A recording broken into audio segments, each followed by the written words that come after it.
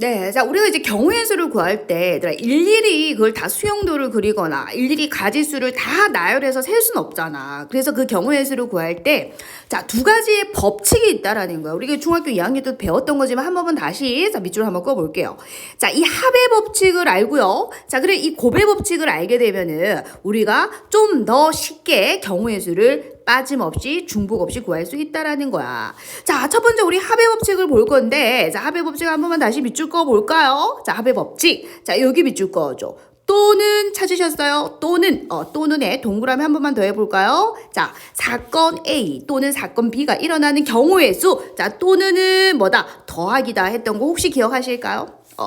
자, 두 사건 A하고 B가 있어요. A가 일어나는 경우의 수를 M가지. 자, B가 일어나는 경우의 수를 N가지라고 했을 때 사건 A 또는 사건 B가 일어나는 경우의 수는 뭐다? 더하기를 해주면 된다 이 소리입니다. 예를 한번 들어볼게요. 자, 이래서 10가지 카드가 있어요. 이제 카드가 각각 한 장씩 있어. 자, 이 중에서 한 장의 카드를 꺼낼 건데 그 한 장의 카드가 자, 3의 배수 또는이에요. 자, 5의 자, 배수가 나오는 경우의 수를 물었습니다. 자, 여러분 다시 한번 여기 또는 동그라미 한번 해보실까요? 자, 또는 찾았니? 합의 법칙입니다. 자, 3의 배수 몇 가지예요? 3의 배수. 3의 배수 3가지죠. 예, 3가지. 자, 또는 더하기다 그랬죠? 보세요. 또는은 더하기입니다. 자, 그럼 5의 배수는 몇 가지예요? 이 2가지잖아. 그래서 5가지가 맞는데, 자, 이번에 요거 한번 같이 볼까요? 자, 이번에 카드의 수를 조금 더 늘려보겠습니다. 자, 이래서 자, 30가지의 카드가 있어요.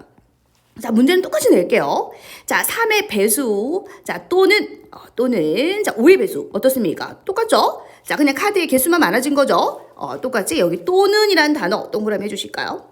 자, 그러면 이때는 합의 법칙이 되느냐라는 거예요. 자, 봅시다. 3의 배수 몇 개입니까? 3의 배수 10개인 거 확인되시죠? 5의 배수 몇 개야? 6개죠? 그럼 정답은 16개냐? 아니라는 겁니다. 3의 배수면서 5의 배수인 게 뭐예요? 15의 배수가 있죠. 그래서 15의 배수, 다시 말하면 이 3의 배수 안에 자 15하고 30이 들어가죠? 그까지 포함해가지고 10가지죠. 5의 배수 안에도 15하고 30이 들어가죠. 이 두 장의 카드를 포함해서 6가지가 나온 거죠. 맞습니까?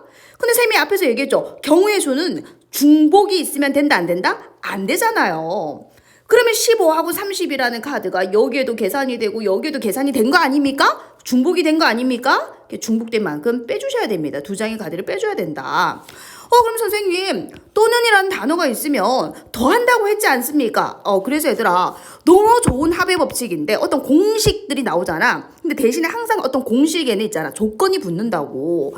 자, 그래서 어떤 조건이 있는지 한번 같이 보실까요? 자, 두 사건이요. 동시에 일어나지 않을 때 애들 별표 한번 하시겠어요? 두 사건이요. 동시에 일어나지 않는다는 겁니다. 두 사건이 동시에 일어나지 않는다.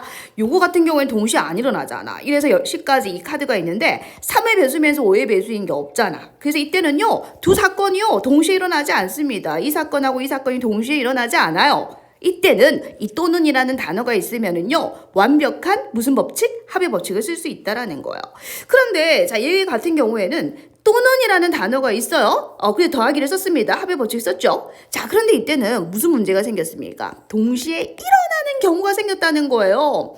3의 배수면서 5의 배수인 거 15하고 30 있지 않습니까? 이 아이들이 자, 동시에 일어나지 않습니까? 여기에서도 동시에 일어나죠. 그래서 이때는 완벽한 합의 법칙이 될 수 없다라는 거예요. 자, 그래서 완벽한 합의 법칙이 되기 위해서는 두 사건이 동시에 일어나지 않는다라는 이 전제 조건이 깔려 있어야 됩니다. 아셨죠? 이 굉장히 조심하셔야 됩니다. 또는이 있다라고 해서 무조건 더하는 것이 아니라 동시에 일어나는 경우가 만약에 생긴다면 그 동시에 일어나는 경우를 빼주셔야 한다라는 거 꼭 기억해 주셔야 됩니다. 아셨죠?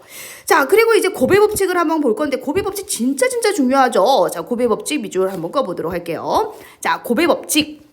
자, 어떨 때 곱의 법칙을 쓰느냐? 동시에 일어날 때, 두 사건이요. 동시에 일어날 때 곱의 법칙을 쓴다 이 소리인 거예요. 자, 이번에 선생님이 한번 예를 들어볼까요? 자, 예를 들어서 내가 주사위 한 개와 동전을 던진다고 칩시다. 자, 뭐라고요? 자, 주사위 한 개와 자, 동전 한 개를 던질 겁니다. 나올 수 있는 모든 경우의 수를 물었다 이 얘기입니다. 자, 주사위가 있어요. 자, 동전이 있습니다. 자, 주사위 1이 나왔어. 그럼 동전은 또 어떤 경우가 있죠? 앞면이 나올 수도 있고 뒷면이 나올 수도 있죠. 2일 때도 마찬가지죠. 3일 때도 마찬가지죠. 4일 때, 그죠? 5일 때, 그죠? 6일 때도 마찬가지 다 두 가지씩이죠. 그러면 수영도를 그려보면 12가지라는 걸 알아요. 근데 수영도를 이제 그리지 않겠다. 요 정도는 수영도 안 그리겠다.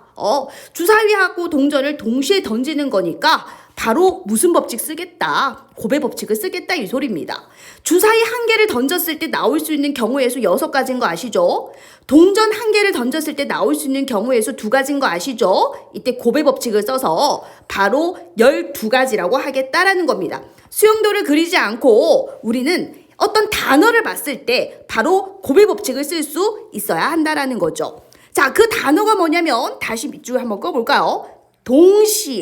동시에라는 단어, 그리고 뭐뭐와 다 체크하세요. 적으셔야 됩니다. 그리고 뭐뭐 하고 나서 사건이 잇따라 일어났어요. 사건이 잇따라. 요런 단어들이 나오면 싹 다 무슨 법칙이에요? 곱의 법칙이라는 걸 여러분들이 기억하고 계셔야 돼요. 자, 이렇게 수영도를 일일이 그리면 시간이 부족하다라는 겁니다. 자, 그래서 어떤 단어가 있으면 동시에 뭐뭐와 그리고 뭐뭐 하고 나서 잇따라 사건이 잇따라 일어난다는 거예요. 그럴 경우에 싹 다 무슨 법칙을 쓰면 된다? 곱의 법칙을 쓰면 된다라는 것을 여러분들이 기억하고 계셔야 한다는 겁니다. 자, 다시 한번 메모해 주셔야 됩니다. 동시에 뭐뭐와 그리고 뭐뭐 하고 나서 사건이 잇따라 일어날 때 무슨 법칙을 쓴다? 곱의 법칙을 쓴다.